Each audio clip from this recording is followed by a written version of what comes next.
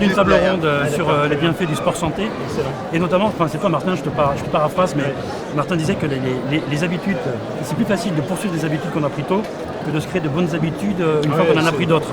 Et l'école est le lieu parfait pour arriver sur les questions de sport santé, de sport bien-être, mais aussi tout ce qui a trait à la citoyenneté. C'est aussi votre travail autour de Paris 2024 avec les 30 minutes de sport à l'école qui était rentré dans le cursus qui de commence à se formation des enseignants. généraliser dans les écoles primaires, et donc ça c'est quand même une très bonne chose.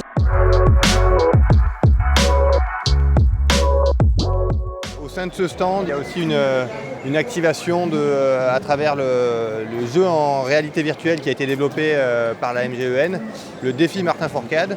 Et du coup, les élèves et les enseignants, tout comme les institutionnels, viennent se tester sur un parcours de biathlon. Et moi, je suis là pour les accompagner et aussi pour créer des liens avec eux. Donc voilà, il y a quand même une activité et c'est une super initiative de la part de la MGEN.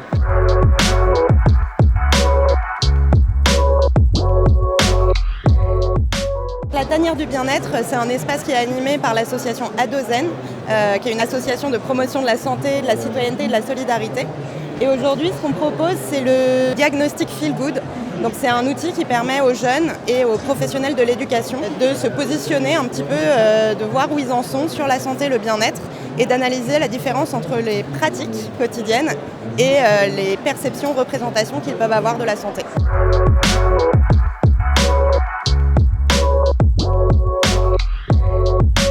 Donc là, l'exposition que vous voyez, c'est une des expositions qui circulent dans les établissements scolaires, qui est une exposition thématique sur le thème de l'écologie, qui reprend donc les grandes thématiques autour de l'écologie, la gestion des déchets, le climat, la géopolitique, à travers des dessins de presse et des textes pédagogiques pour les jeunes.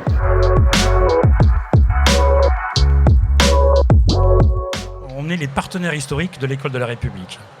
Et on a la conviction que des enseignants en bonne santé sont des enseignants qui font mieux leur métier, qui le vivent bien. Et la conviction aussi qu'à travers la prévention, à travers l'activité physique, le sport, qu'à travers tous les partenaires de l'école autour des questions d'inclusion, d'émancipation, l'éducation populaire, à travers les sujets d'éducation à la citoyenneté, on réunit aussi une forme de société civile organisée qui aide l'école et qui appuie les enseignants, la communauté éducative dans leur travail au quotidien. Et donc c'est à ce titre-là qu'aujourd'hui, en complémentarité avec l'effort national de l'École de la République, que toutes les structures engagées autour de l'école arrivent à imaginer ensemble les solutions de demain pour l'école. Et donc avec grand plaisir que nous accueillons aujourd'hui Monsieur le ministre de l'Éducation nationale. Monsieur le ministre, qu'est-ce que vous appelez un projet innovant ? C'est un projet où les communautés éducatives, au sens large du terme, c'est-à-dire les enseignants, les équipes dirigeantes administratives, mais aussi les parents d'élèves, le périscolaire, le monde associatif, c'est un projet construit par ces communautés pédagogiques et que l'on abonde, que l'on finance. Et miser sur le développement professionnel et reconnaître l'expertise des enseignants. Un mouvement qu'on initie dans une atmosphère nouvelle. Pourquoi l'école, justement, a-t-elle autant compté pour vous ? Ce qui peut paraître pour un adulte une difficulté de se remettre à une activité sportive, de se remettre au sport, est finalement une habitude qu'on peut donner aux enfants, et c'est beaucoup plus facile de continuer une habitude que d'en créer une. Et donc c'est pour ça que c'est le sport chez les enfants et le sport à l'école est quelque chose de primordial, et j'ai eu cette chance-là. On a la conviction que le sport santé, c'est un des premiers médicaments à la disposition de chacune et de chacun. C'est-à-dire que les valeurs que véhicule le sport, Martin, le sport que tu pratiques est un exemple important d'entraide, de dépassement de soi, de solidarité, finalement tout ce qui favorise une citoyenneté pleine et entière, de l'inclusion jusqu'à l'émancipation. Et puis enfin, quand on est une mutuelle santé comme la MGN, on a des préoccupations aussi sociétales. La place et le rôle de l'école et de tous les partenaires, qu'ils soient associatifs, mutualistes, du monde de la société civile, sont des partenaires importants pour faire vivre cette image du sport santé, du sport bien-être et du sport qui favorise la pleine citoyenneté. Donc un grand merci à toutes et tous pour tout ce que vous apportez dans cet important enjeu de société pour notre pays. Merci beaucoup. Les médecins peuvent prescrire du sport, et même si aujourd'hui ce sport prescrit n'est pas pris en charge financièrement par l'assurance maladie, ça a été un pas énorme sur la capacité de considérer autrement le sport comme un médicament. Ce qu'il faut, c'est trouver sa façon de faire les choses, son équilibre, son bien-être en fait, et du coup c'est très individuel. Notre santé psychologique, elle est aussi importante que la santé physique. Si on n'a pas une gestion de son émotivité, une gestion des échecs, même une gestion des victoires, qu'on n'a pas des outils pour ça, on peut pas atteindre le plus haut niveau de performance. Sur tout ce qui concerne la prévention du stress, on propose des ateliers qui s'appellent les ateliers bien-être, notamment partout en France. Ensuite, on propose des ateliers avec des psychologues, notamment des ateliers d'analyse de pratiques professionnelles supervisés par des psychologues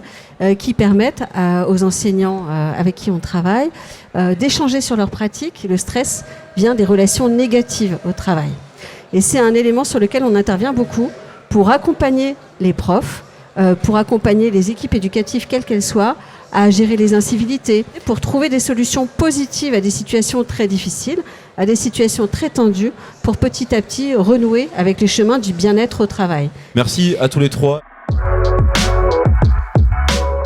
Terragir est une association d'éducation et développement durable qui va bientôt fêter ses 40 ans et qui a pour mission donc d'informer, de sensibiliser, d'accompagner les différents acteurs de la société dans la compréhension des enjeux de développement durable et la mise en action pour contribuer au développement durable. J'ai 25 élèves au niveau du club environnement et en dehors de ce club environnement, on essaie aussi d'impliquer tous les adultes et tous les élèves de l'établissement par justement les différents projets qu'on propose. Grâce au club, on a appris plusieurs choses. Déjà, on sait comment utiliser des outils. D'accord. Aussi, on sait cultiver. Et c'est bien parce qu'on peut ramener des fruits et légumes chez nous. Cette année, il y a des nouveaux 6e qui sont arrivés. D'accord. Et on a des amis et on les a initiés au club environnement. Et du coup, ils sont avec nous maintenant tous les mardis. Moi, je suis très contente de faire partie du club. Il faut essayer de faire toujours un petit peu, mais un peu tout le temps, chez nous comme dehors. Au-delà de notre métier d'assureur santé, on est un partenaire de l'École de la République et sur ces questions de citoyenneté, d'écologie, de bien-être qui à la fois s'adressent aux jeunes, aux étudiants, aux élèves mais aussi aux enseignants. On essaie vraiment de s'organiser pour apporter les réponses dont les enseignants et la communauté éducative au sens large a besoin. Et donc ravi de pouvoir vous partager aujourd'hui ces réalisations qui sont celles de l'AMJeunes mais aussi des partenaires de l'AMJeunes qui sont aussi les partenaires de l'école.